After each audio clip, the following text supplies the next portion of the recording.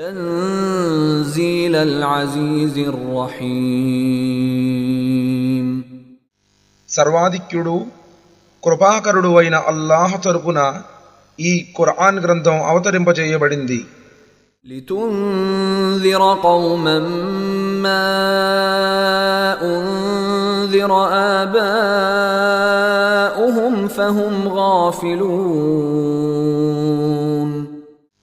ఎవరి తాత ముత్తాతలు మునుపు హెచ్చరించబడలేదో ఆ జనులను నువ్వు హెచ్చరించడానికి ప్రవక్తగా పంపబడ్డావు. అందువల్లనే వారు పరధ్యానానికి లోనై ఉన్నారు. لقد حق القول على أكثرهم فهم لا يؤمنون. వారిలో చాలా మందికి వ్యతిరేకంగా శిక్ష విధించాలన్న మాట ఖరారైపోయింది. ఇక వారు విశ్వసించేవారు కారు.